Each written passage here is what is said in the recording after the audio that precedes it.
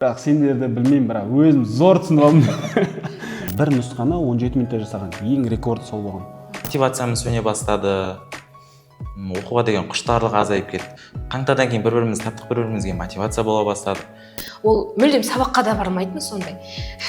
Және сол мақсатқа жетіп тұрып, грант бөлінбеген кезде адам кім болатынын білмей қалды да, Бағдәулет. Оған как раз стоматолог болатын жігіт керек болып жатыр дейді. Ойбай деген мыналар мектеп бітірмей жатыр, не болып жатыр? Ата-анамның да үмітін ақтай алмадым деген нәрсе туады. Ол кезде оқушыларға действительно күніне 100 нұсқа беретін. Нұсқа бере алмайсың ба? Сол үшін бөлек алып барып, басқа жерге барып оны шабуды үйретіп, былай дұрыс шабу керек деп, потом барып жаңа бәйгеге қосатын болсақ, сендермен бірдей шабатындай болады. Бұл қаңтардың, наурыздың сұрақтары емес. Осы подкастты соңына дейін қараған оқушы 2026 жылы нағыз оқудан 130 плюс алады. Әумин. Сәлем достар, көптен күткен нағыз ұбыты соңына жетті. Барлығы ұбытысын тапсырып, енді грант конкурсына құжаттар тапсыруда. Ал енді бүгін бізде ұбыты подкаст. Бізде қонақта химия биология мектебінің оқушылары Бағдәулет және Балжан. Ал мен Бауыржан Бақчан болса химия биология мектебінің негізін қалаушы, химия пәнінің эксперті. Қазір енді алдыма келіп отқан Бағдәулет бізде нағыз ұбытыда 135 балл жинаған болатын. Балжан бізде 133 балл. Қазір өздеріңізді таныстырып кетсеңіздер толығырақ. Қайырлы күн баршаңызға. Мен осы химия биология мектебінде жылдық курста оқыған болатынмын. 6 ай, кейін ары қарай қырандар 2 курсында. Жалпы химия және биологиядан таңдаған болатынмын. Осы курста оқып, химиядан 50-ден 47, биологиядан 50-ден 49 балл алған болатынмын. Барлығыңызға қайырлы күн. Мен есімім Пернебек Бағдәулет. Мен осы химия биология мектебінде химия пәнінен алғам. Осы курсқа қатыстым. Және нағыз оқудан 135 балл иелендім. Күшті, керемет. Так, енді бәріне қызық шығар. Сіздердің А точкаларыңыз қанша болды, сол туралы кішкене айтып өтсеңіздер. Менің негізгі А точкам 25 балға жетер-жетпестей болды. Химиядан, иә? Химиядан, иә. Бірақ та ол А точкам 25 балл екен, мен тіпті кураторларым да білмеген. Себебі ең алғаш курсқа келген кезде тапсыратын А точканы білу үшін тестті мен өтірік көшіріп жасаған болатын. Сөйтіп 30 балл деп. Бірақ негізі, мен тіпті қарапайым көлеммен шығаратын есептер, реакцияның өзін сенімсіз түрде жазатын едім. Бірақ кейін уже бәрін үйреніп осы курсқа келіп білдім. Так, осы нәрсені бізде сездік, оқушылардың арасында осындай бір нәрсе бар екенін, потому что енді 40 сұрақты қой, жерде 40 сұрақтың ішінде, как минимум, мысалы, сен наугад белгілесең де, мүмкін 15, 17, 18 балл алуыңыз мүмкін да. Сондықтан біз биылдан бастап, уже қыстан бастап, келген оқушыларды біз ауызша сұрақ қою арқылы ол на самом деле біле ме, білмей ме. Егер де бастапқы сұрақ қоямыз да, егер ол сұрақтар жауап берсе, ол онда білімі бар, оның базасы бар дейміз да. Оған кәдімгі тесттер беріп, онарға нақты анықтаймыз балын. Ал басқалар уже формуланы жазамай тұрса, уже болды, нөлсің деген сияқты жауап қоямыз да. Потому что жаңа сияқты формуланы жазалмаса да, наугад белгілеп 18, 15 балл алып кетуі мүмкін да. Бұл шынайы сондай белгілеуге тырысып жатырмыз енді қазір. Ал Бағдәулет? Мен нақты А точкамды айта алмаймын, бірақ 20-дан зорға асуы да мүмкін ше А точкамды. Бірақ қиын есептерді мүлде шығара алмайтын өзім мектеп кезінде. Нақты қандай есептер? Нақты мольдік концентрация дейтін есепті түк түсіне алмай кеттік қой. Сосын осы курсқа келген соң үйрендік. Жақсы, рахмет. Так, енді мына жерде бір қызық сұрақ болатын шығар деп ойлаймын. Балжан 133 алды, Бағдәулет 135 алды да. 5 сұрақ, неге 5 сұрақтан қателестің деген сұрақ? Ол қайда 5 балл? Шынымен де білмейтін сұрақтар ма еді деген сұрақ. Сізге де сәл сондай 7 балл білмейтін сұрақтар ма еді негізі? Жоқ. Негізі сол оқыған тақырыпты бірнеше рет қайталап оқыған едім.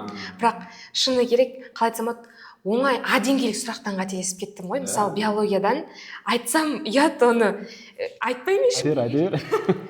Шындық айтылатын жер айта бер болды. Ұбыт тапсырып біттің болды. Ол сұрақ былай болды негізі. Мен биологиядан орындап ашам, оп-оңай кетіп жатыр да, белгілеп жатырмын, білем барлығын тарс. Ана миым уже автоматты түрде білетін сұрақ деп уже бәрін істей бергенмін ғой. соның ішіне мен уже жб 50 балл аламын деп уже қуанып отырмын, Несібелі апайға уже айтамын, докажу дегендей. сөйтіп отқан кезде бір сұрақ қате кетіп қалған, апелляция беруге ашып қараймын, как раз химияны берген кезде. Сөйтіп қандай сұрақ десеңіздерші, бүйректің микроскопиялық құрылымы дейді. Мен аламын да жақта соңына дейін ойламай тұрмын ғой. Соңына дейін ойламай тұрмын. Негізі нефрон ғой, бәріне белгілі кішкентай өлшем. Микроскоп деген сөзге мен алдым да, микроскоп арқылы көрінетін бүйректің құрылымы бізде астаушасы ғой, пирамидалар ғой. Сол пирамида деп белгілеп жіберген ғой. Негізі оны қарапайым бәрі білет, бөліп шығару тарауын қайта оқыған, бірақ қате кетіп қалды. Сөйтіп 1 балл кетіп қалды, иә? Химиядан мен бірақ қазір апелляциямен 2 балл күтіп отырмын. Күшті. Бір сұрақ? Бір сұрақ, ол сұрақ шынымен де қиын болды, көп жауаптың ең соңғы сұрағы болатын. Жаттанды сұрақ па еді ол или қалай? Жоқ. Жаттанды дегенде, иә. Жаттамасаң білмейтін сұрақ, иә? Жаттамасаң білмейтін сұрақ болды. Есіңде бар ма ол сұрақ? Иә. Қандай сұрақ? Реакциялар тізбегі берілген болатын. Және соңында шыққан бізде тристиарат май болды. Сол майдың қасиеттерін нақты білу керек екенсіз. Иә, физикалық қасиеттер. Иә. Түсіндім. Жақсы, түсінікті. Рахмет. Бағдәулет, сіз? Ал мен биологиядан күшті болған еді негізі ше. Барлығы оңай, мен де жб 50-ден 50 деп отырғам. Сөйтіп барлығын баспадым. Кейін бір сұрақ келеді. Гүлдің, өсімдіктің тұқымын қорғайтын деген. Сөйтіп ана жердегі варианттар барлығы. Гүл, жеміс, тұқым топ деген варианттар болды. Мен тұқым дегенге ұқсайды ғой деп тұқым топ деп белгілеген ғой. Кейін сол қате екен. Оказывается, ол новыйдан қосылған сұрақ екен, 7-ші сыныптың ботаникасынан қосылған. Ал химиядан келетін болсақ, тот баспайтын болаттың құрамына кіретін металдар деген. Ал мен асығыстық таныттым ба, білмедім. Ана жерде темір мен көміртек тұр. Көміртек деген металл емес қой негізі. Мен сонда да соны белгілеп қате кеткен. Түсінікті. Былай қарап тұрсаңыздар, сұрақтардың көбісі биыл мен де негізі ұлттық тестілеу орталығының биыл сұрақтарына қатты риза болған жоқпын, потому что сұрақтардың көбісі жаттанды болды. Оны даже менен бөлек басқа эксперттер де мойындап отыр. Сондықтан келесі жылы ұлттық тестілеу орталығынан күтеміз, что бұндай емес, өздері баяғыдан уәде берген жаттанды емес сұрақтар, ойландыратын сұрақтарға келесі жылы сондай мүмкіндіктер береді деп ойлаймын. Мен осы жылдың басында 135 балл алу деген вообще ойыма келген нәрсе емес. Ол үлкен дүние болатын. Стоматологияны ойлану деген қиын дүние болатын мен үшін. Сөйтіп мен қаңтарға дейін дұрыс оқымадым ше негізі. Сөйтіп қаңтардан бастап қырандар басталды. Сол кезде химияға, биологияға көп фокустар қойдық. Содан кейін күшті нәтижелер көрсете бастадық. Күніге дисциплинамен жұмыс жасап, бізге мотивация оянды. Сөйтіп жақсы орта табу керек екен. Бірге дайындаладым. Осындай жақсы орта таптым, балжан секілді жақсы қыздарды. Солар көмектесті мен дайындығыма. Енді осы жерде бір қызықты жағдай, бұл Балжан мен Бағдәулет бір потокты оқыған, 106 шағында екеуде бастаған. Потом кейін Бағдәулет 108 шағыма ауысып кеттіңіз, потом. Ауыспадыңыз ба? Ауыспадыңыз, 108-ге кірдім басында. Кіріп, потом шығып кеттіңіз. Сөйтіп оңай болып кеткен соң 106-ға ауыстым. Қайтадан ауысып кеттің ба? 2 поток ауыстырдым. Сол жаңа айтып жатыр ғой, жақсы орта таптым деген. Негізінен жалпы өзім дайындығыма бірінші айтып кететін болсам, тамыз айынан бастап дайындалдым. Сол мүлдем химиядан хабарым жоқ болатын. Сөйтіп 6 айлық курсты бітіріп болғаннан кейін қырандарға көштім. Сол қаңтар ұбт кезде тапсырудың алдында мен осы Бағдәулетпен таныстым, бірақ оны бір потокта емес, оның алдында бізді биологиядан бір потокта болған қыз, Нұрхаят деген қыз таныстырды. Яғни биологияда екеуміз бірге оқыдық, ал ол қыз Бағдәулетпен химияда бірге оқыды. Сөйтіп осындай жақсы оқитын Бағдәулет деген менің досым бар, бірге дайындалып көрсеңдер, сен де кітаптан басыңды алмайсың, ол да басын кітаптан алмай, қызық тіл тапсасыңдар деген секілді етіп айтты. Сөйтіп таныстық, бірақ танысқан күні мен онлайн танысқан адамды қалай айтсам, орысша айтқанда всерьез қабылдамайтынмын да, ұмытып кете беретінмін. Шынайы өмірдегі адамдармен, сыныптастармен бұл жаза беретін, дайындалайық деп әбден қаңтар ұбт-дан кейін аз жинадым. Оның көп жинағанын естимін. Неше жинап едің? 127. 127, мен менсінбей жүрмін ғой, потом себебі ең бірінші танысқанда менен есеп сұрайды. Оп оңай есеп, қарапайым есеп. Мен айтамын, мынау ма көп білетін бала деймін да. Менсінбеймін, оқымаймын мен бұл деп. Сөйтіп 27 балл алғанын естіп, кейін қаңтардан кейін осы нағыз ұбт-ға дейін күнде дайындалатын едім. Бірге дайындалыңдар, Күнде бірге дайындалатын. Барлық тапсырмамызды бірге орындайтынбыз, бәрін бірге орындайтынбыз. Бірінен сипаттап бересің ба, қалай дайындалыңдар вообще? Енді қызық шығар басқа біреуге мүмкін жаңа партнер табады ғой, енді сол кезде қандай нәрселер жасау керек, не нәрселер қатты өтімді болды ше, болды сол моменттер. Барынша бір-біріңе қысылмай ашық сөйлесу керек. Әркімнің өзінің минустары өзіне белгілі болады ғой негізі. Мен мынадан нашармын. Мысалға мен химиядан нашар болдым, биологиядан жақсы білдім да. Ал балжан химиядан жақсы білгенімен биологиядан сәл нашар болды ботаника жағынан. Сөйтіп бір-бірімізге көмектестік.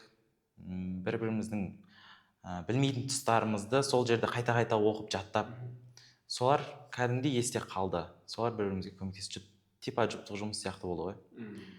Иә, көбі жұптық жұмысты қазір өтірік кейде кураторлардың отчет беру үшін қабылдап жүретін еді ғой, бірақ негізінде оны шынайы түрде дайындалатын болса, досыңа жаңағыдай ашылып, жұптық жұмыс кәдімгі көбірек пайда істейтін білеміз да. Себебі сенімен құрдас адам, ол сені жақсы түсінеді, сені қай жағынан ашар. Жаңа химия деп айта тұрып, үнемі олеум түсіндіретініміз, олеумның сұрайтын с деңгей әртүрлі тауып алып кетеді, балжан шығарайықшы. Мен отырып алып өзімше болып шығарамын, оған көмектесіп, сөйтіп ол маған биологиясын көрсетеді, сөйтіп бір-бірімізге жаңағыдай көмек болдық қой, толықтырып. Осы жерде өте жақсы нәрсе бар. Негізі мынандай нәрсе бар ғой, мысалы мұғалімдер өзінің пәнін жақсы біледі ғой.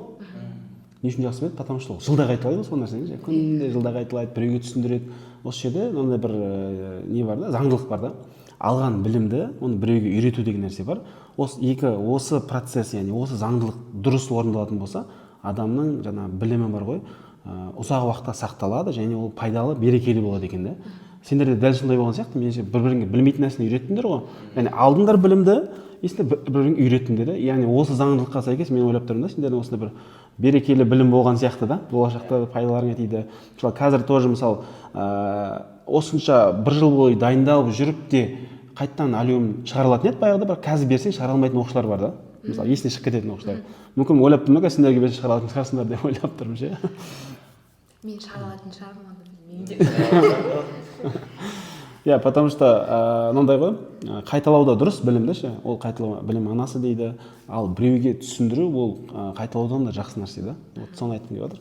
Сол үшін дайындық кезінде бір-біріңе түсіндіргендерің, болашақта сендер де сондай бір әдісті қолданғандарың дұрыс. Осы жерде тағы бір нәрсе бар. Кейбір оқушылар жұптық жұмыстың маңыздылығын түсіне бермейді ше. Біреулер кейде болады, группасымен бізге жұптық жұмыс керек емес дейтін кездерде болады да. Тоқтаңдар, мен оларға түсіндіремін ше, жұптық жұмыс деген оның негізгі мақсаты ол бір-біріңе білмейтін нәрсені үйрету деймін да. Білмейтін нәрселеріңді, мысалы, даже андай нәрсе болады деймін да. Сен как будто сол тақырыпты білетін сияқтысың, толыққанда, бірақ түсіндірген кезде ё-майо, мен мынаны зор түсініп алдым ғой деп айтатын кездер болады да. Мынандай мен бір досым бар еді, айтып жатады, алғашқы сабақ берген жылдары айтып жатады да, сабақ оқушыларға кейін ғой енді алюм деген тақырыпты түсіндіріп жатыр екен ше. Күшті түсіндіріп жатыр. И бір кезде оқушылардан сұраған ғой, оқушылар енді түсіндіңдер ме? Жоқ, түсінбедік деген ғой. Бірақ сендерді білмеймін, бірақ өзім зор түсініп алдым деген ғой. Мұғалім ше. Сол сияқты жаңа білімді үйретіп жатқан кезде өзің зор түсінетін ше. Действительно, сондай нәрселер болады. Енді осы дайындық кезінде, иә, сіз жаңа айттыңыз, сіз Бағдәулетпен қаңтардан кейін уже қаттырақ араласып, сол кезде дайындық не істедіңдер, иә? Сол кезде немесе оған дейін сіздерде дайындық кезде қандай қиындықтар болды? Я білмеймін, моральный болсын, эмоциональный болсын, материальный болсын, кез келген қандай қиындықтар болды? Соларды қалай шештіңіздер, сол туралы айтсаңыздар. Ұйқы жағы қиындық болды негізі басында. Қаңтарға дейін әркім өзі оқығаннан кейін дұрыс не результат бермеді да бізге ше. Мотивациямыз сөне бастады, оқуға деген құштарлық азайып кетті. Қаңтардан кейін бір-бірімізді таптық, бір-бірімізге мотивация бола бастадық. Бір адам оқитын кезінде екінші адамды тастап кетпейді жарты жылдан ше. Типа сол сияқты болып бір уақытта оқимыз деп жоспарлаймыз, ал келесі адам жарайды дейді да. Кейін ол уақытта жоқ болып кету деген уже болмайды. сөйтіп бір бірімізді қалдырмай ұйқының режимін дұрыстағанымыз басында короче біз түнгі 12-ден бастап таңғы 6-ға дейін дайындалғанбыз бірінші күннің өзінде. ең бірінші рет Біздің режиміміз түнге ауысып кеткен да, бірақ ол бізге ыңғайсыз болды, қолайсыз болды. Сөйтіп таңда оқитынға көштік қой. Таңда оқыған дұрыс екен. негізі бірақ мен таңда оқитынмын бұрын. Сосын Бағдәулетпен араласып сөйлескеннен кейін бұл түннің адамы болды да, қызық, түнде бөлек мотивация ашылады, түнде адамның миы басқаша жұмыс істейді. Сөйтіп бірінші рет оқимын, екінші күні сабаққа бару керек, мен мүлдем ұйықтамай сабаққа барамын, көзім қып-қызыл болып жаңағыдай. Содан кейін айтамын, болмайды екен бұл. Ұйқы режимімізді таңғы 6-ға, жаңа каникул кез, как раз наурыз ұбыты жақындап келе жатыр, соңына қарай дайындалатындай етіп, ол мүлдем сабаққа да бармайтын сондай. Мен үнемі таңмен сабаққа кетіп жатқанда сол жазып тұратын, мен мына тақырыпты бітірдім, кешке саған түсіндіремін дегендей. Сосын таңмен ауыстырады режим, сосын мен өзім режимімді дұрыстай алмай қаламын, мен керісінше түнге ауысып кетемін. Сөйтіп уақытымыз болмай кетеді да, маған тұр дейді, мен үнемі тұрам деймін да, бірақ қадап кете беретінмін, ұйықтап қалатынмын, өтірік айтамын да, ұйықтап қалатынмын. Сөйтіп қашып, бірақ та табатынбыз әрине уақыт. Сөйтіп дайындалып жақсы болды. Ұйқыға қатысты басқа қиындықтар бар? Басқа қиындықтардан моральный қиындық болды ғой, сен стоматолог грант жоқ кезде. Себебі қалай айтсам болады, адам өзінің бір жылға мақсатын қояды да, стоматолог ретінде үлкен маман иесі болып шығамын деп, соған жететіндей балл жинауға тырысып, және сол мақсатқа жетіп тұрып, грант бөлінбеген кезде адам кім болатынын білмей қалды да, Бағдәулет. Негізі ең алдымен адамға мақсат қою керек. Сол мақсат адамға мотивация береді кез келген қиындықта. Мен қаңтарға дейін стоматологияға дейін балым жетеді деп ойламаған мүлде. Сөйтіп общий медицинаға деп дайындалып жүрдім. Қаңтар одан кейін жақсы алдым да. Сөйтіп стоматологияға грантқа түсемін деп өзіме мақсат қойдым. Сол маған үлкен мотивация береді ғой, күніге оқуға дайындалуға. Сондай болды. Жақсы, мынандай нәрсе, енді дайындық кездегі қызықтар, немесе мектеп кездегі қызықтар, сондай моменттерді айтсаңыздар. Мен өзім қалай дайындалдым деп мен кейде ойлаймын ше, өзімді. Мен өзім енді дарын мектебінде оқығаннан кейін бізде қатты бір пәндерге қатты бір не болған жоқ шандай, қажеттілік болған жоқ та. Бізде курс болған жоқ ол кезде, біз курссыз дайындалдық десек те болады. Бірақ былай қарап тұрсам, мен енді математикамды жақсарту керекпін ғой бәрібір, енді 8-ші класстағы, 9-ші класстағы сабақтар еске түсіру керек деген сияқты. Вот сол кезде мен сентябрьден бастап апрельге дейін, осы чувствоны қазір айтып көріңдерші, апрельге дейін мен математиканы оқыдым, короче. Апрельге келген кезде менде мынандай нәрсе болды. Мен, короче, математиканы түсіндім деген нәрсе болды, пайда болды менде ше. Мен есептерді қараған кезде былай ашам да, ана есеп шығармайтын, көзбен шығарамын да, жауап мынандай ғой деген сияқты нәрсе пайда болды менде. Білмеймін, сондай сезімдер болды ма сендерде, сондай бір белгілі бір уақыт болады, короче, сол уақытқа жеткен кезде болды дейсің ғой, сондай нәрсе болады. Сондай болды ма? Иә, болды. Көп есепті химиядан реакция теңдеуді жазбай, көз алдыңа елестетіп қоясың да. Сонымен реакция теңдеуді теңестіріп, жазып ручкамен керек емес, сол есепті шығартып қойды ғой. Негізі есіңде ме? Ең алғаш осы ағайдың кітабын шығып жатырды, сіздер жариялап жатырдыңыздар, осындай кітап шықты, қатты қызықтым, талдағым келетін, және де сіздердің ең алғаш нұсқа талдауларын көрем, түсінбейтінмін, қиын болатын, талдағым келеді. Ыбырай атамыздың сөзі бар ғой, сол тілегеннің алдынан іздемей-ақ табылар деп. Сыныпқа жаңадан оқушы қыз келеді, тура сіздің курста 116 шағында ма оқыды. Осы кітапты алыпты. Мен қызығып кетем, көзім ана кітапта, мектепке келеді. Ана кітап, ол да қызыққанды байқады. Ол айтады, мен енді бастап жатыр, маған бұл түсініксіз. Анам алып берді, керек па ала бер дейді. Қатты қуанып кетем, ана кітапты содан кейін берген жоқпын. Әлі үйде тұр. Талдауға бірінші сөйтіп Бағдәулетке айтамын, талдайық деп. Бірінші нұсқаны талдаймыз. Қанша сағат талдадық есіңде ме? 2,5 сағаттай ма талдадық бір нұсқа базында. Қатты қиын болды бірінші нұсқа. Талдағанда шошып кеттік, осыншама қиын болады ма деп. Бірақ қазір жаңа сіз айтқандай уже бүйтіп ашып ақ, бірнеше талдай беріп уже кез келген жаңағыдай қарап көзбен ақ шығарып үйреніп кеттік. Так, жаңа сіздер сияқты нұсқаны жасау кезінде оқушыларда қиындықтар болады, әрине бастапқы кезде.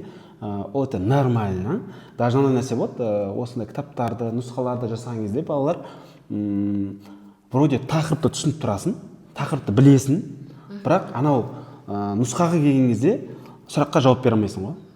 Сондай бола ма? Тақырыпты білесің, күшті білесің, бірақ сұраққа келген кезде білмей қаласың. Вот осы нәрсе оқушыда практиканың аздығын білдіреді да. Когда сен нұсқаларды көбірек жасайсың, көбірек жасау арқылы сен ана сұрақтың, ана тақырыпқа қатысты сұрақтар келетіннің подачаларын түсіне бастайсың ғой. Қалай келетінін сен, мына жақтан келеді, мына жақтан келеді, астынан келеді, үстінен келеді деген сияқты. Сол тақырыптың әртүрлі мағынадағы сұрақтарын үйреніп дағды қалыптасады да, и уже сен келесіде уже тезірек жасайтын боласың.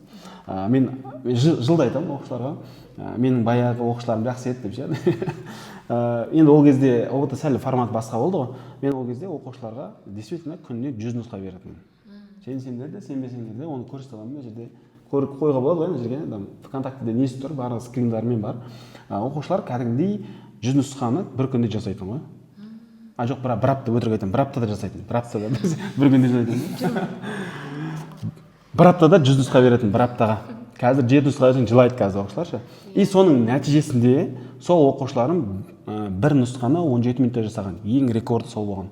Бір қыз болды бізде, Альбина деген болған. 17 минутта жасаған. Бір нұсқаны химиядан ойлаңдаршы. Тура бағана сендер айтқан сияқты ғой. Бір көзбен көрді и кейбір сұраққа жауап бере салды.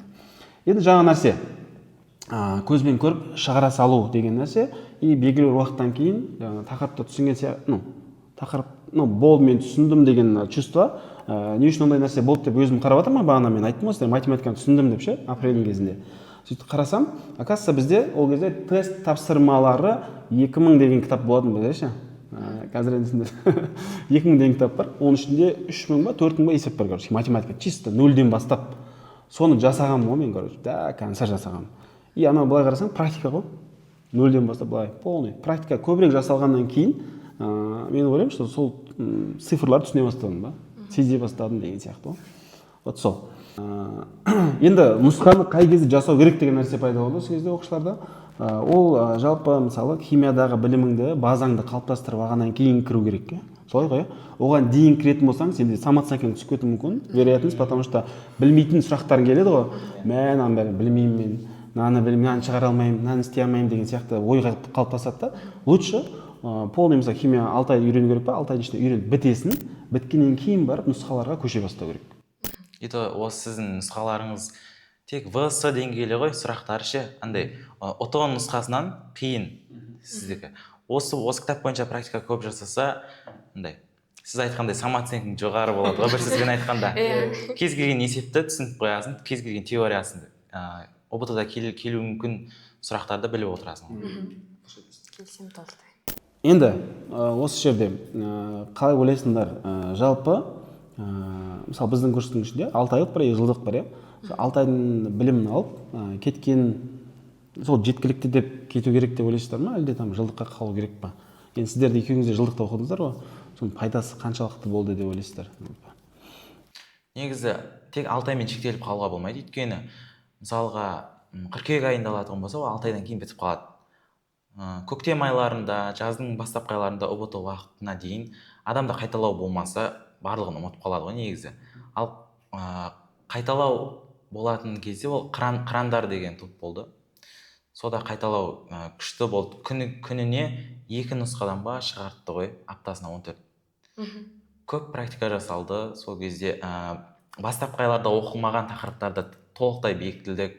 Естен шығып кетіп жатқан тақырыптарды тағы да қайталады. Так, біз енді осы нәрсені түсіндік ше, биыл енді соны программаға енгіздік біз. Биыл енді бізде курстың форматы өзгерді. Ол қалай? Бізде оқушы 6 ай оқып біткеннен кейін біз оған тест аламыз ол оқушыдан. Егер де оқушы 32 баллдан асса, біз оны қырандар деген группаға жібереміз. Өздері дайындаған. Потому что қырандарда білесіздер, нұсқа жасайды, кітап талдайды, кейбір тереңірек тақырыптарға кіреді деген сияқты. Ал енді 32 балға жетпесе не істейді деген сұрақ болды да бізге. Потому что 32-ге жетпеген оқушыға оған қиын тақырыптарды түсіндірудің немесе нұсқа талдаудың қажеті жоқ ше. Потому что оның кейбір тақырыптары әлі де дұрыс емес та, әлі дұрыс түсінбеген деген сияқты. Сол үшін біз ол оқушыны 32 балға жетпесе 1 ай шанс береміз. бір ай бойы олар бөлек топта, жылдық деген топ болады бізде. Бір ай жаңағы түсінбей қалған тақырыптар бар ғой, сіз тура бағана айттыңыз ғой, түсінбей қалған тақырыптары болуы мүмкін, толықтыру керек тақырыптары бар, соны бір ай бойы өзінің планы болады, соны оқып шығады ғой бір ай. Бір айдан кейін тағы да тест тапсырады, егер 32-ден асса, ол кезде қырандарға өтеді. Сонда қырандардағы оқушылардың деңгейі бірдей болады да. Кейбір жерлерде болды, қырандардағы оқушылардың деңгейі кейбіреуінікі кәдімгідей төмен болды, біреуінікі жоғары болды деген сияқты ғой. Түсіну екі түрлі болды да. Аналар енді мынандай ғой, қатты шабайын десең, артыңнан біреу ілесіп тұрса шаба алмайсың ғой. Қатты қиын тақырыпты бере алмайсың ғой. Сол үшін бөлек алып барып, басқа жерге барып оны шабуды үйретіп, былай дұрыс шабу керек деп, потом барып жаңа бәйгеге қосатын болсақ, сендермен бірдей шабатындай болады да. Вот сондай бір форматта енгізіп жатырмын. Тағы бір нәрсе енгіздік тағы да.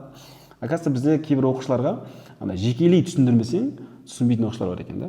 Сол үшін бізде қазір ментор деген енгіздік. Мысалы, оқушы біздің курсқа келді, оқып жатыр, белгілі уақыт келген кезде тақырып түсінбей қалса, біз оған айтамыз, так, не үшін түсінбей қалды? Түсінбесе, аламыз да оны бөлек, жаңағы ментормен бірге тікелей эфирде басынан бастап түсіндіреді ана тақырыпты. Былайша айтқанда жеке репетитор сияқты ғой, жеке репетитор сияқты. Сондай форматты енгіздік биыл енді. Білмеймін, биыл енді жоғары биылдан да жақсы жетістіктерге жетеміз деп ойлаймын.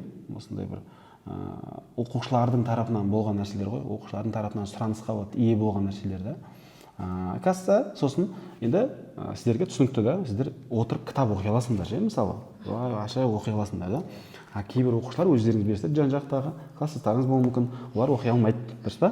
Қалай деп ойлайсың, мысалы, класста 20-30 оқушы болса, соның қаншасы кітап оқи алады? Бұл жерде енді кітап оқу деген бір орында отыра алатын оқушылар ғой. Түсінікті, кітап оқу деген ол бір орында отыра алатын. Яғни фокусты қойып, былай бүйтіп отырып, хотя бір 30-40 минут отыратын адамның нәрсені айтамыз ғой. Қазір бізде қиын ғой, вниманиені ұстап тұрушы.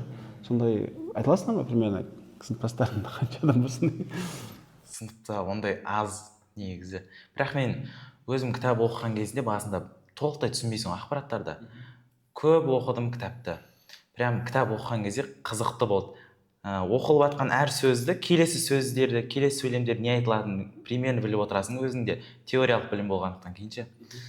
Кітапты оқуға бір 2-3 сағаттай кәдімгідей ішіне кіріп тұрып, уақытымды жұмсап, қызық болатын кітап оқыған. Сізде болды ма сондай адамдар? Мен өзімде кітап оқу ұнамайтын негізі. Мен ауызша бүйтіп көбінесе есеп шығарып тастау болады да, ары қарай қозғамайтынмын да.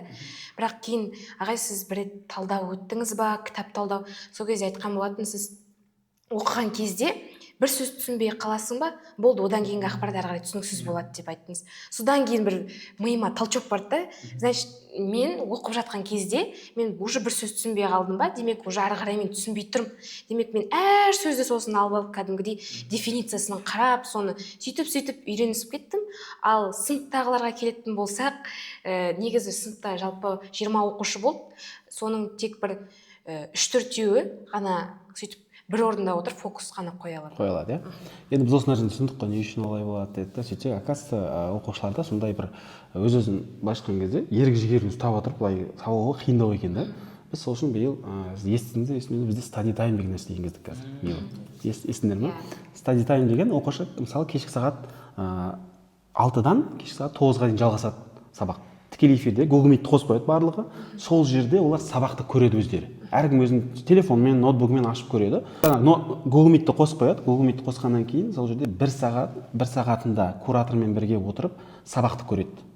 Полный сабақты көріп шығады. Бір сабақты көріп болғаннан кейін бітірді ғой сабақты көріп. Потому что мынандай нәрсе бар да. Сен мысалы мақұл өзің оқитын болсаң, телефонмен қарап отырсың, бір кезде там SMS келетін болса, примерно уже кеттің ғой.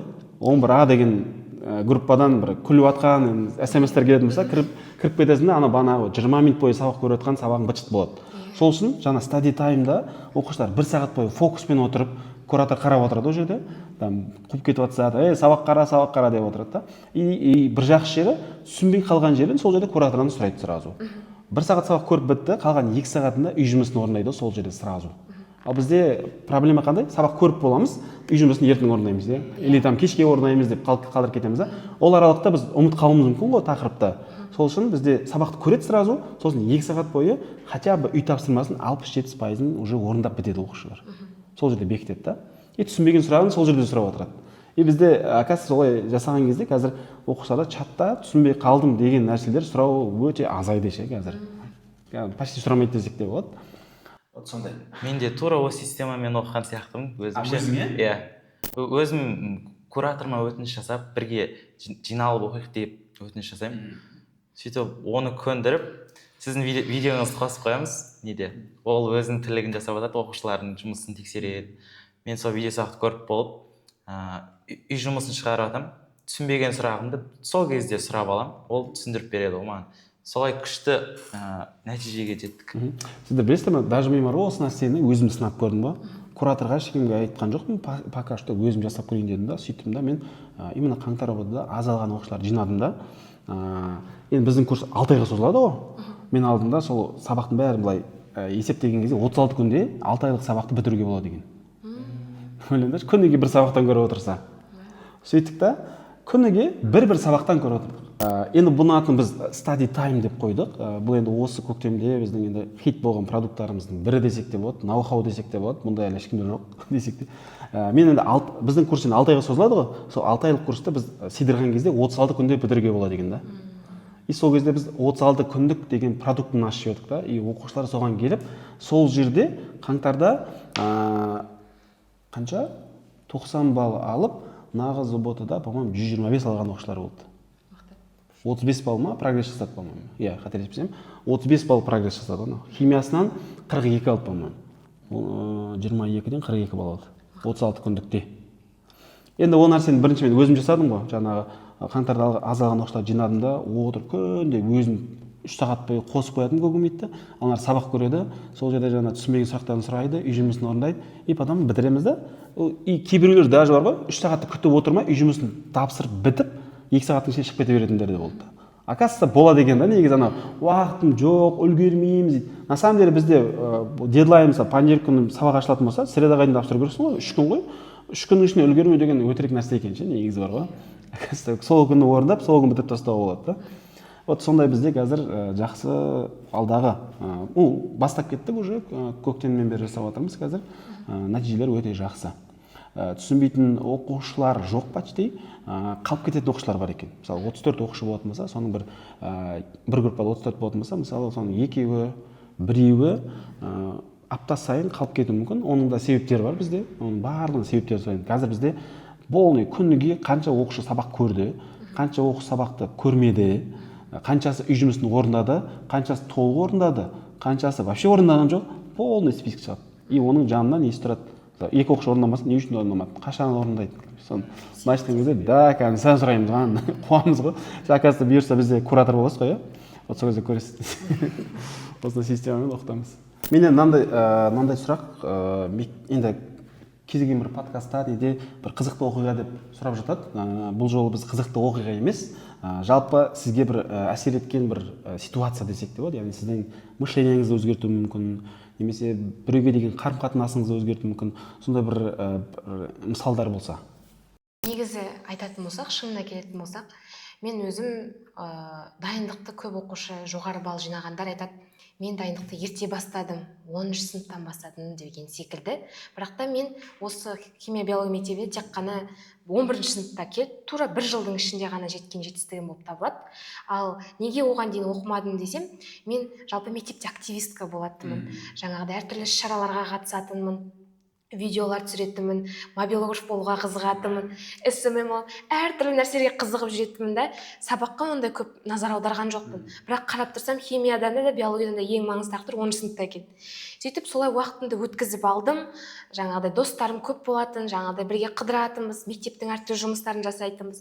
Сөйтіп 11-ші сыныпта да мен оны бірге алып жүрем, баланы ұстаймын деген ой келеді ғой маған. Бірақ өте қиын болды. Жаңағыдай 6 ай бойы оқыған кезде, мен күнделікті орындап жүруге тырыстым. Кейде достарым шақырып қалған кезде дедлайннан қалып қоятынмын. Сөйтіп жүрген кезде байқайтынмын, сыныптасым болатын, жаңағыдай бір қыз бала, ол ондай нәрселердің мүлдем ешқайсысына қызықпай, тек қана жаңағыдай фокусын сабаққа ғана бөлетін. Сөйтіп қарап жүрем, бірақ та қатты мән бермейтінмін. Сөйтіп ең алғаш қаңтар ұбт кезде мен енді өзім қалағаннан аз балл жинаймын, 118 балл. Ол қыз жоғары балл жинайды. Менің будильнигім зачет хабарлау. Мен қазір кураторым стажировкадамын. мен не зачет қабылдап мен не бүгін хабарлауым керек, бүгін жұма, ертең зачет болады балалардан. Иә, қазір қабылдап сурет. Оқушылар күте тұрыңдар. Кружок жіберсе кружок оқушыларға. Сол әртүрлі кезде жаңағыдай сыныптасымды байқайтын, мән бермей, кейін ұбт-дан аз жинап қалдым. Қаңтар ұбт-да 118 балл, ол жоғары жинайды. Кейіннен мен өзім жинақтай бастаймын, яғни айтам, болды, осыған дейін ойнадың, күлдің, барлығына қатыстың, өйткені оған дейін жаңа жылға да қатысам, әртүрлі мектепте ұйымдастырушылар болады, концерт қою керек дейді, бәріне қатысам, бірақ болды енді, толығымен фокус қою керек деп, себебі ол кезде мен көп кітап оқымайтын, кітап оқып, жаңағыдай бағдәулетті тауып, сөйтіп оқып, кірісіп, жаңағыдай сыныптасымның сабаққа деген махаббаты менің де махаббатымды ашып жіберді да. Мен негізінен химия биология мектебінде оқып жүріп, әбден ұбт тапсырып болғаннан кейін өзімнің бұрында 6 сыныпта оқыған сыныптасым тауып аламын. Яғни мен негізінен Орал қаласында туып өскенмін ғой, ол кезде 6 сыныпқа дейін оқимын да, кейін 2020 жылы Алматы қаласына келіп көшіп келемін. Соған дейін уже байланыс үзіліп қалады, кішкентаймыз, дұрыс телефонда жоқ, бірақ осы курс арқылы жаңағы бұрынғы танысым тауып аламын, және ол қызбен жақында осы бір университетке түсуді жоспарлап отырмыз. Ол да мұғалім. Иә, ол да мұғалім болғысы келеді. Мен бірінші нағыз ұбтыма 140 баллды күтіп кірдім да, негізі ше. Сөйтіп Наурыз ұбтыдан 134 алғам. Нағыз ұбтыдан бір 140 балл шығу керек деп кірем, дайындалып. Сөйтіп 135 балл болады, ол да жаман емес, бірақ қатты бүйтіп қуана алмадым мен өзімше. Біздің отбасымызда сөйтіп жақсы көзбен қарай салды да ше. Ал соны естіген, 135 деген естіген мен достарым қуанады, басқа адамдар қуанады. Сенің орында болса, мен 135 алсам, папамды магазинге жіберемін, біздің үйдегілер динозавр сояды деген әңгімелер айтылады ғой. Сондай қызықтар болады. Енді мына сәтті еске түсірейікші, ұбт-ға нағыз ұбт ғой, нағыз ұбт-мен бәрібір қаңтар ұбт, наурыз ұбт-ның сезімдері басқаша шығар деп ойлаймын негізі ше. Более ответственный, грант конкурсына тапсырылатын нәрсе де. ұбт тапсырған күндеріңіз бар ғой, соны сипаттап беріңіздерші. Қандай сезімдер болды, я там 133-135 балл көрген кезде, білмеймін, бірінші не нәрсені ойладыңыздар деген сияқты ғой. Жаңағы шалған 2+3, 5 деген сияқты, соны басқан кезде қандай сезімдер болды деген ғой. Негізі ұбт-ны қатты уайымдайды ғой адамдар ше, қаңтар ұбт болсын, наурыз ұбт болсын. Мен әшейін пробный тапсыратын құсап, дұрыс сезіне алмаймын ғой ұбт-ны ше. Сөйтіп дайындығым сәл аздау болады. Сөйтіп өз-өзімді қамшылаймын ғой. Бұл саған қаңтар ұбт, бұл саған наурыз ұбт деп ше. Уборныйға шығып кетеді сол кезде ше. Өзімді өзім қамшылап, одан кейін барып жақсы фокус қоямын да. Ал кейбір оқушыларда кәдімгі уайымдап потеря болып қалады, білетін затын ұмытып қалады. Негізі олай уайымдап керек емес деп ойлаймын. Дұрыс айтасыңдар, потому что нағыз ұбт ол более жауапкершілігі көп нәрсе ғой. Жаңа сияқты өзін жоғалтып қоятын оқушылар болды. Сонымен де нағыз ұбт-да 125 сондай алып жүрген оқушылар 80 балл алып қалған кездер болды ше. Бірінші ұбт-сынан. Бірақ екіншісінен алды, жаңа 125-ін алды. Бірақ біріншісінде кәдімгідей шашылып қалған оқушылар болды ше. Қатты уайымдады ше, қатты уайымдады. Екіншісіне кірді, бірақ екіншісінен жаңа 125 баллын алды бірақ. Осы жерде ойлаймын да, сол нәрсеге, яғни уайымдамауға, кіретін кезде сенде уайымдамау деген нәрсе болды ғой бәрібір, қобалжу деген болмады ма? Қобалжу қатты болмады. Қатты болмады, вот сол қатты болмауға әсер еткен не нәрсе деп ойлаймын да мен кейде. Мен ойлап тұрмын да, енді сен айтып көр, мен сосын айтып берейінші. Негізі өз-өзіңе сену керек қой. Сол сенім деген нәрсені не нәрсе алып келді? Күшті дайындықтың әсерін мен өзіме сендім, дайын болғандықтан. Иә, дұрыс. Өте жақсы жауап берді. Морально дайын болғам. Иә, өте жақсы жауап берді, потому что адамға сенімділік деген нәрсені сол нәрсеге дайын болған кезде ғана келеді да. Мысалы сен мысалы UFC-ге қатысатын не болсаң да, допустим, боец болсаң, сен UFC-ге шығатын кезде өзіңнің дайындығың күшті екенін сезінсең, сен ұтамын деп шығасың ғой, по-любому, дұрыс па? Егер ауырып қалып, бір тренировкадан сашковать етіп жүрсең, точно кірген кезде сенде қорқыныш болады да, ұтылып қалуы мүмкін деген сияқты. Сондықтан ол дайындықтың сапалы болғандығының көрінісі деп ойлаймын негізі. ұбт-ға кіретін кезде егер де сізде қорқыныш болмаса, онда сіздің ұбт-ыңыз сапалы болды деген сөз, дайындығыңыз сапалы болды деген сөз. Ол өте маңызды нәрсе. Жаңағы 135 балл туралы. алған кездегі сезім? Онша болмады ғой негізі ше. Онша болмады ма? Робот сияқты. Бұл кісіге салу керек. Мен қатты қуанамын ше, білмеймін. Есімде жолсыз маған айтады да, мен ұбт-дан шықтым дейді. Мен айтамын, қанша алдың, қатты қуанып, енді күшті, енді сендік та, бәріміз сендік. Жылаған смайлик жібереді, мен ойлаймын, қатты қорқып кеттім. Жаңағыдай азат қалдым, 135 деп жазып жіберді ғой. Сөйтіп, мә деген ғой, 135-ке адам сөйтіп ол жылаған смайликпен жібере ма дейді. Далмай эмоция жоқ, звондайды, алдым, видеолер жақсы деді. Күшті интрига ұстаймын ғой. Иә, осылай мә болды ма, бітті ма деп қой. Сосын негізі енді өзіме келетін болсақ, жаңағыдай қаңтарда 118 аламын. Мен қаңтар ұбт-ға өте қатты уайымдадым. Ең бірінші ұбт-ым болған соң, жаңағыдай тест центрдің ішіне кіру бәрі бірінші рет қой, ішім атмосферасын сезіндім бірінші рет. Шынымен уайымдадым, бірақ кейін әрі қарай дайындық қатты күшейттік. Мен кітап көп оқыдым, жалғыз өзім емес, әрине Бағдәулетпен бірге екеумізге кітап оқу жалғыз өзім кейде қызықсыз, қасында біреумен бірге оқысаң қызықта кітапты оқыған. Сөйтіп кезек оқып, сол кезде дайындығыма жайлап сене бастап, наурызда мүлдем уайым болған жоқ. Қарапайым түрде тапсырдым да, ол кезде 131 балл жинап шығып келдім. Содан кейін мен сене бастадым, оказывается, 140 балл алуға да менде мүмкіндік бар болып тұр ғой деген нәрсе ойыма түкетіп келді да, оған дейін мен сезінген жоқпын. Мен үшін ол үлкен бір биік тау секілді болып 140 балл деген секілді. Сөйтіп, одан кейін мен бір жағынан мойындаймын, 131 баллыма қатты сеніп қалдым. Мен түсінбей қалдым. Кейде оқып, кейде оқымай деген секілді дайындығымды наурызға дейінге қарағанда сәл тастап жібердім. Бағдәулет, оқымаймыз, бұл оқып жүрді ол кезде. Мен, нем болды, нормально уже сұрақтарын көрдім. Уже алам әрі қарай, примерно түсіндім ғой деп. Сөйтіп жүріп, бірінші ұбт-ымды, нағыз ұбт-ымды тапсырамын да, қадалып қаламын ғой. Қатты қадалам, енді сөзбен айтып жету мүлдем мүмкін емес.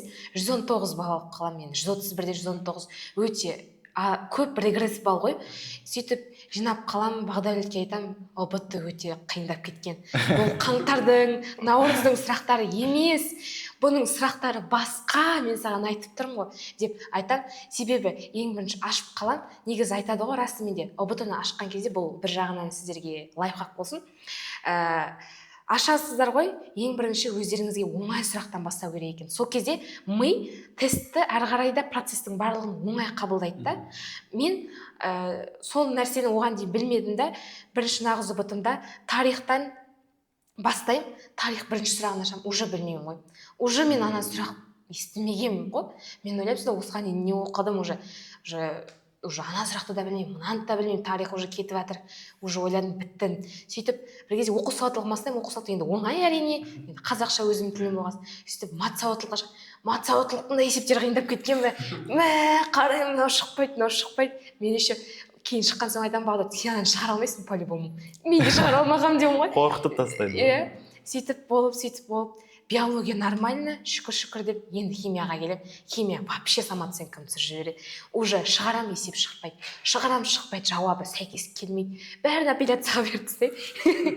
Берген жоқ кейін балл. Шынымен де қате болып, сосын ойлаймын, сонда мен химияны қай жерін оқып, қай жерін оқымаған, не істеген мен осыған дейін деймін да. Кәдімгідей шыққан соң қатты бір жылап аламын. Тоқтамай сол күні жылаймын. Енді Бағдәулетті де қорқытып тастаймын, сұраған адамдардың бәрін қорқытып тастаймын. Себебі мен ұбт-ның ең басында кірдім. Негізі шынымен де білмеймін, енді мен өзім солай қабылдап шешім жасадым. ұбт-ның басы мен нағыз ұбт-ның соңы қиын болады. Себебі өзім статистика құсатып, әрбір курста химия биологиядан балалардың алған балдарын қарап отырам. Мен қатысқан кезде, химия биология кезінде балл ондай көп шыққан жоқ. Именно нағыз ұбт-ның ортасы примерно июнь айының 1-нен осы ортасы 27-25-теріне қарай балдар кәдімгідей потолок қойыла берді да, барлық қандай курс болса, химия, биология или басқа бақ болсын, балалар жақсы жинай бастады. Сөйтіп мен ұбт-ның басында тапсырам, а жинаймын. Содан кейін келесі суббота менің 17-сі болатын. Бірінші субботам 22-сі тапсырып, 17-сі. Мен сол күні кәдімгі енді 3 күн дей ма, потеря связи болып жаттым. Ешкіммен сөйлескім келмейді. Ата-анамның да үмітін ақтай алмадым деген нәрсе туады. Мен қалай түсем, енді ұят бал, алтын белгі мақтаған қызы осы ма, тұңғышы осы ма алыватқан деген секілді болады. Себебі мен мектепте де айттым ғой, жаңа активистка, президент, мектептің президенті, жаңағыдай парламентті барлығы біледі да, и менен сұрайды, қанша алдым? 119. Бәрі менсінбейді менің балымды. Саған 119 ба? Өй дегендей қарайды да, 131 алып едің ғой деген сияқты. Сыныптастарым да енді бәрі өздері бірақ одан да аз алып жатса да, менің балым оларға мен үшін жеткіліксіз сияқты ол. Тоқтамай сөйлеп жатқандай болдым. Сөйтіп енді әрі қарай енді не істеймін деген сұрақ туады. Сосын алам да өзімді жинақтаймын. Кәдімгідей бір А4 парағын алам да кестетіп сызам. Кәдімгідей айды қоям да 22-сінен 17-сіне дейін қанша күн бар, сонша күннің бәрін алып сызам. Бүйтіп 4x4 қолдан сызам, қолдан сызып алам да әр күні не істейтінімді жазам ғой. Сөйтіп бір күнде бір химияның кітабын бітіремін деймін. Мысалға дүйсенбі ма, дүйсенбі күні мен 8-ші сыныптың химиясы кітабын бітіруім керек деймін. Бірақ та мен кітап оқуды былай бастадым. Қиыннан бастап, то есть 11-дің кітабынан бастайын да төменге қарай кететін болып шештім. Себебі қиыннан бастап бірінші үйреніп алғандар, сол уақыт ертең аз болғанда үлгермеймін деп. Сөйтіп кәдімгі четкий план құрайым. Дүйсенбі химияның кітабын бітіремін. Екінші күні биологиядан осы тақырыпты оқимын. Мынау деген секілді. Бірақ көп фокусымды химияға қоямын, себебі химия аз балл жинап қалдым. Сөйтіп неге бір кітапты мен бір күн жарымда бітіретіндей нәтиже көрсеттім. Неге? Себебі оған дейін аға, егер есіңізде болса, бізде кітапты бір аптада бітіру деген андай кітап бойынша сұрақтар болатын еді ғой. Мен сөйтіп дайындалған болаттым. Және сол кезде бір оқып шыққандай сезімде болғасын, маған уже әрі қарай қайталап алуға оңай болды да. Сөйтіп бір күн жарымда бір кітапты бітіретіндей шамада жетіп, бүткіл химияның кітабын қайталап шықтым. Қанша баспасы бар, бәрін оқып шықтым. И оқыған кезде сіздерге тағы да алдағы тапсырушыларға айтарым, мынандай кішкентай стикерге жазып алатынмын да, қиын жаңағыдай болаттың әртүрлі жаттанды сіз айттыңыз ғой, как раз сөйтіп қараймын, жаттанды сұрақтар көп болды. Мен күкірттің балқу температурасына дейін білу керек екен, оказывается дегендей. Сөйтіп алып жаттау үшін бүйтіп қоямын. Әрбір мысалға стикер ғой, тұр ғой, мысалға 11-ші сыныпта керек тақырыптарды жазып аламын да, бүйтіп қадап қоямын, үстіне жазып қоямын, мына 11-дің бірінші бөлімінікі, екінші. Сөйтіп алам да оқып бәрін істеп бітіремін, кітапты оқып бітіргеннен кейін алып жаттаймын. Сөйтіп жаттаймын. Бірақ оны жаттау үшін бағдәулетке қоятын, бұл оқымаса да арасында енді тапсырып жатса да, енді түгел мен сияқты енді тапсырып жатыр ғой ол. Сөйтіп қоям, осындай бар, мынандай бар деген сияқты етіп жаттауға екеумізге бір-бірімізге жеңіл болып, сөйтіп жаттап, яғни бір айда четкий планның ішінде, одан кейін күн жақындаған кезде тарих және матсауаттылық, биологияны бір көзбен шолып қарап шығып, сөйтіп нұсқамда әйтеуір жеңіл келді. Сөйтіп оны тапсыратын кезде енді 3 қосу 2 деген болды, менде 5 деп шығатын болды. Сол кезде аламда 5 деп басам, көзімді баспай тұрып, бар білетін дұғамды оқимын. Шынымен де Аятул Курсиімді бар, барлығын бәрін оқып шығып жатырмын. Сөйтіп оқып болам да, ал кеттік. Басам, көзімді жұмып тұрып, ашып қалсам, сол жаңа 133 балым. Мәз болып, қатты қуанам.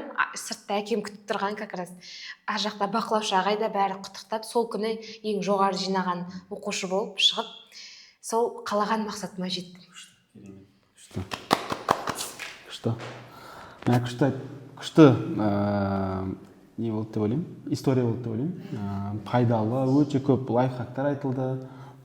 Кәдімгідей апрель мен, енді наурыз ұбт мен нағыз ұбт арасында қалай дайындалу керек жайлы тоже күшті нәрсе айтылды. Потом бір нағыз ұбт бір тапсырып болғаннан кейін мен нағыз ұбтын екіншісін тапсыруға қалай жұмыс жасау керек тоже әдемі айтты. Жаңа есіме түсіп қалды да. Негізі көп оқушы мындай ғой, қаңтар ұбт-да, наурыз ұбт-да сұрақтар оңай қайталанатын болғандықтан жоғары балл алып кетеді да. Ал Балжан бізде ұбт-ға алғашқы күндері тіркеліп алатын. Мен орта жағынан тіркелдім. Сөйтіп Балжан 131 ма алады наурыздан. Сөйтіп Балжан оқиқта менде наурыз ұбт бар, маған да кіруім керек деймін, ол кіріп шыққан. Жоқ, я сегодня заслужила деп дейді ғой. Содан кейін дайындықтарын төмендетіп қойғандай болды. Барлық оқушылар солай ғой, негізі сөйтіп регресске кеткенде қатты қиналып қалады. Дайындықты четко болу керек. Сосын жаңа көмектескен конспект бар ғой бізде, ауызша конспект деген болды ғой. Сол күшті көмектесті негізі. Кітапты любой жерін ақпаратын нақты білетіндей болып. Иә. Олар кружокпен сұрақ қоятын ғой, иә? Солай. Күшті. Так, енді жоғары алдыңыздар, 130-135 алдыңыздар ғой. Енді айналаңыздағы адамдар, немесе одан да басқа да адамдардың сіздерге деген қарым-қатынасы өзгереді ма? Иә, мен 135 алдым. Сөйтіп, сол күні мен класстас досымның туған күні болды кафеде. Сөйтіп, соның туған күніне бардық, өзім класстастарымен отырдым, как обычно, бұрынғы туған күн сияқты. Ал ертесі күні мектепке шақырады, мектептің директоры. Кәдімгідей шоу жасаған сияқты күтіп алады ғой мені. Алдынан кішкентай қыздар тақпақ айтып шығып алады, Бағдәулет аға, сізбен мақтанамыз деп ше, сіз сияқты болғымыз керек деп. Барлығы фотоға түседі. Сол кезде фотоға бір күн алдын фотоға түспеген класстастарым сол кезде барлығы жабылып фотоға түседі ғой меніңше. Мұғалімдер барлығы баннер жасатқан мен келгеннен кейін. Барлық ағай апайлар мен өзіме жазып, өзімен сөйлесіп, мен қызым, мен ұлым 10 сыныпты бітіріп жатыр, 10-ға өтті деген сияқты, қандай курста оқыдың деген сияқты менен сұрайды, қалай дайындалдың, осылай дайындаламын, мынандай химия биологияға қатыстым дегендей қылып өзім ақыл кеңестерін айтамын. Соған қатысты бір қызық нәрсе болған. Бағдәулет 135 бала алады. Қырандар деген общий группа бар ғой, барлық потокқа бөлінбестен бұрын жалпы группада бәрі жазып жатады. Бағдәулет бұл ол кезде енді құттықтап мектепке кетіп қалған, чатта оқуға уақыты жоқ. Сөйтіп бәрі жазып жатыр, мына бала деген кім екен, әртүрлі қыздар, біреулер бәрі жазып жатыр. Бірге дайындалу керек екен. Мен қызғанып қаламын. Бірге дайындалған менің досым ғой. Алаңда айтамын, ассистенті мен боламын. Ол кісі қазір бос емес. Жаңағыдай сіздермен мүлдем дайындала алмайды. Жазып жіберемін ғой бәріне жаңағыдай группаға. Дайындала алмайды, ешкімге айтпайды да, ештеңе де. Сөйтіп отказ жасатқызып тастаған оған дейін. Қандай қыздар мені сұрап жатқан деп сұраймын ғой Балжаннан. Солармен дайындаласың ба деп қойды. Қызғанып ше, жоқ менімен дайындаласың деп қойдым. Жарайды деді. Шынымен де мен неге салдым ғой WhatsApp сторис салған кезде, шынымен де басқа бір маған да жазып кетті оқушылар ше. Осындай Бағдәулет деген жігіт бар екен, соның номерін бересіз бе? Мен жақта подружкам бар еді дейді. Соған несін беремін дейді, андай телефонын беремін. Оған как раз стоматолог болатын жігіт керек болып жатыр дейді. Ойбай деген мыналар мектеп бітірмей жатыр, не болып жатыр? Сол. Жақсы, түсінікті, күшті, керемет. Былай қарап тұрсақ, енді 133-135 балл дегенде сол балдың үлесінде екеуіңіздің бір-біріңізге деген үлестеріңіз көп деп ойлаймын. Яғни сіздің 135 балалыңызға Балжанның үлесі бар, немесе сіздің 133 балалыңызға Бағдәулеттің көп үлесі тиген екен, соны байқалды сұхбат барысында. Жақсы, енді мынандай нәрсе, биылғы тапсыратын, келесі 2026 жылы тапсыратын, одан кейінгі жылғы болсын, ОБТ тапсырушы түлектерге өздеріңіздің бір кеңестеріңіз айтсаңыздар, бір 4 топ 3 кеңес деп айтамыз ғой, топ 3 кеңес айтсаңыздар. Топ 3. Ең дұрысы, негізі көп жерлерде айтылатын таңда оқу деген бар ғой, ұйқыға қатысты. Мен өзім оған дұрыс келіспейтін едім өзім оқитын кезінде. Сөйтіп, түнде оқыдым, түнде дайындалдым, көп нәтиже берілмеді. Сөйтіп, таңда оқуға үйрендік. Сол күшті нәтиже берді. Кәдімгі ақпараттар адамға миына сіңеді ғой сол уақытта. Ал түнде оқысаң біреумен әңгіме айтып кетесің, біреу жазып қалады. Ал таңда 4-те 5-те тұрсаң, барлығы ұйықтап жатады. Өзіңмен өзің қандай тақырыпты білмейсің, соны қайталап үйренесің. Жақсы. Топ 3 кеңес деп жатыр ғой. Ең бірінші кеңесім ол отбасымен байланысты деп айтар едім. Яғни сіз курсты алып жатасыз, сіз үшін ата-анаңыз жаңағыдай бар қаражатын бөліп, сіз оқысын деп алып беріп жатады. Және сол жауапкершілікті сіз кәдімгідей саналы түрде сезіну керексіз да. Кәдімгідей соны мен үшін жасап жатыр, үмітін ақтауым керек дегендей. Және де оны ақтау барысында бұл кеңесте мен айтқым келгені, кейбір кезде айтып жатады ғой, ұбт-ға түгел 100% уақытыңды бөл, басқа нәрсеге қарама, ата-анаңа айт, үй жұмысынан сені бөлсін деген секілді. Бірақ та әрине оны ата-анаң сен үшін түсінеді, бірақ кей кезде сәттер болады, ата-анаң жұмыстан шаршап келуі мүмкін, немесе тағы бір нәрсе уақыты келмей қалады деген кезде, саған қызым немесе ұлым осы жерді жинап тастай қойшы, немесе мына жерді реттеп қоя қойшы деген кезде ұбт-ның дайындалып жатқан дайындығын тастап бірінші сол нәрсені жасау керек. Себебі бұл менің өз тәжірибемде бар. Неге? Себебі мен ата-анама сөйтіп жоқ, мен босамаймын, өздеріңіз істей салыңыздаршы кейін деген кезде менің жаңа оқыған нәрсем өзінің жемісін бермейтін. Яғни мен миыма тоқи алмайтынмын. Кейін ол нәрсе үнемі ұмытып қала беремін. Кейін сол байқалады да өзіме. Сонда мен бірінші ол кісілер не айтады, соны жасап тастаймын. Ыдыс жуып тастау керек па? Бірінші ыдысын жуып тастаймын. Сонда мен өзімді жақсы сезінемін да, уже сабағымды еш уайымсыз оқитынмын. Сол кеңестің бірі жаңағыдай, одан бөлек сол кеңесті ішіне кірістіріп жіберетін нәрсе ұйқы және тамақтану. Мен айтайын, ұбт-ға дайындалған кезде тамақты опырып жейтінмін. Кәдімгі себебі көптеген энергия ми арқылы жұмсалады да, қарным аша беретін. Сол кезде отырып су іше беріп, немесе әртүрлі жаңағыдай кішкентай бір тәтті нәрселер, снекерс, энергетик деген вообще жеуді мүлдем жаңағыдай кеңес бермеймін. Өзім де жемегенмін, бірде-бір энергетик әлі күнге де ішпеймін. Яғни ол түнде ұйықтамай, жаңағыдай бітіріп тастаймын, для галочки оқып тастаймын деп емес, кәдімгі дұрыстап тамақтанып, ұйықтап оқуларыңызға кеңес берем. Бұл бірінші кеңес. Екінші кеңес бұл менде визуализация жасау. Менің осы күнге дейін әлі дәптерім бар. Әрбір ұбт-ға кірердің алдында мен өзіме кәдімгідей мақтап, еркелетіп, мынаншама бал аласың дегенде етіп жазатынмын. Қаңтарға да бәрі. Кейін ұмытып кететінмін, салып қоятынмын. Ашып қарасам, жаңағыдай бұйырса 130+ деп тұр екен.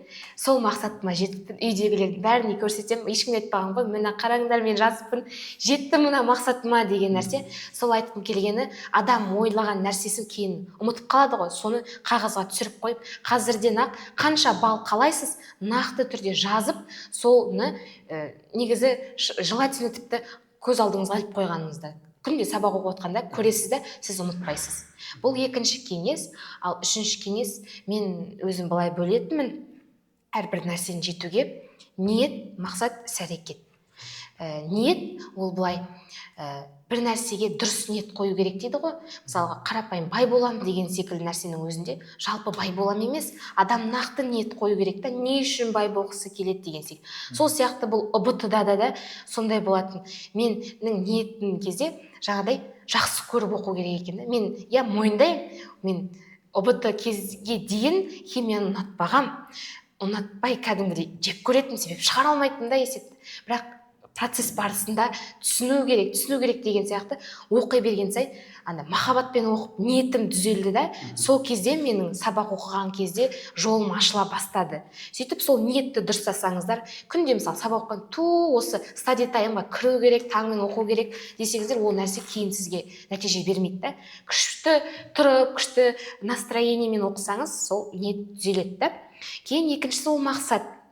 Мақсат деген қалай? Мақсат әртүрлі болады да, бір жылдық мақсат, бір айға мақсат, бір аптаға мақсат деген. Бір жылдық мақсат ол әрине менің де, сіздердің де, болашақ түлектердің ол грант. Сол мақсатқа жетуді біз әртүрлі күнге бөліп тастаймыз да. Және де бөлген кезде біз көзімізге көп алып кететінбіз. Мен басында көп алатын. Bir күнде жаңағыдай ана тапсырма, бір күнде тарихты да оқимын, биологияны оқимын, химияны да. Ол мүмкін емес. Барлығымыз адам баласы болғандықтан шаршап қалады. Аз-аздан алу керек та. Осы бір күнде қарапайым бір фосфордың тақырыбын сіз түгел меңгеруге жұмсасаңыз, солның өзі жеткілікті деген сияқты. Одан кейінгі іс-әрекет, сол күнделікті жасап жүрсеңіз, әрбір нәрсе өзінің нәтижесін береді. Қайырлы. Күшті, керемет. Енді 133-135 балмен қайда барасыңдар? Қандай мамандық таңдайсыңдар? Қандай университетке барайын деп жатсыңдар? Мен негізі бір жыл бұрын жоспарлап қойғам, медицина бағытын таңдаймын деп. Соған осы Алматыдағы Асфендияров университетін таңдап отырмын. Стоматология? Стоматология. Немесе общий медицина. Жақсы. Мен де негізі көп осы наурызға дейін екі ойлы болып жүрдім. Медицина немесе педагогика бағыты деп. Қатты әлі күнге дейін кейде бір ойланып қалатыным бар, бірақ та мен соңғы шешімім әрине педагогика деп таңдадым. Себебі сол бала кезімнен жаңағыда қасымда достарыма бірдеңе үйреткен ұнайтын, біреуге бірдеңе үйретемін ғой, ана кісі түсініп кеткенде мен өзіме рахат сезім алатынмын да. Сөйтіп жаным менің жаңағыдай мұғалім болуды қалайтынын түсініп, қазіргі таңда Абай атындағы Қазақ ұлттық педагогика университетіне тапсырғым келіп отыр. Сонымен алдымызда біздің болашақ мұғалім және болашақ дәрігер мамандар отыр. Қуаныштымын осындай болашақ мықты мамандардың алдында сұхбат алып жатқаныма өзім бақыт сезініп отырмын. Рахмет. Сонымен біздің подкастымыз соңына таяп қалды. Сондықтан тілектеріңіз болса айтсаңыздар болады. Yani осы жолда сіздерге көмектескен мұғалімдеріңізге, достарыңызға, кураторларыңызға. Жалпы осы ұбт жолында ең бірінші әрине ол Аллахтың қалауымен, одан кейінгі менің ата-анамның маған сенген зор үміті, және де сонау мектеп кезде бастауыштан білім беріп келе жатқан менің осы сауатты болуыма жол ашқан ол менің Светлана Бекетовна деген ұстазым болатын. Кейіннен мен биология бағытын жалпы махаббатымды ашқан ол мектептегі ең бірінші ұстазым Берденова Айгүл Мейірханова деген кісі. Кейін осы курсқа келіп тапқан химияға деген махаббатымды, биологияға деген махаббатымды одан әрмен арттырған Бауыржан ағай сізге және де Несібелі апайға үлкен алғысымды білдіремін. Және де осы ұбт жолымды қызықты етіп, әртүрлі түстерге бояған менің жанымдағы достарыма, сыныптастарыма, барлығына үлкен рахметімді айтамын. Мен ең алғаш өз ата-анама алғысымды айтқым келген. Мен қиналған кезде демеу беріп, маған мотивациямды берген, күшті үміт берген, маған сенген адамдар. Және одан кейін өз мектебімнің ұстаздарына да алғыс айтқым келеді. Және осы курстағы кураторларыма алғыс айтқым келеді. Және бірге тапқан достарым, Нұрхаят деген қыз бар, Балжан деген қыз бар, осы қыз. Бірге оқып, Нұрхаят сәлем деп. Привет. Сол қыздарға алғысымды айтамын, және осы курстың негізін қалаған сізге алғысым шексіз. Жақсы, рахмет. Сіздерге де көп рахмет. Біздің негізгі ниетімізді жүзеге асырған оқушылардың бірі деп ойлаймын. Потому что біздің де ниетіміз сол, оқушылар дұрыс оқыса, дұрыс нәтижеге, жоғары нәтижеге жететініне біз әбден сенеміз да. Сол жолда сіздер соны көрсетіп бергендеріңізге сіздерге рахмет. Уақыттарыңызды бөлгендеріңізге рахмет. Және осылай әп-әдемі қылып туған ата-аналарыңызға рахмет. Жақсы. Осы подкастты соңына дейін қараған оқушы 2026 жылы нағыз оқудан 130+ алады. Әумин.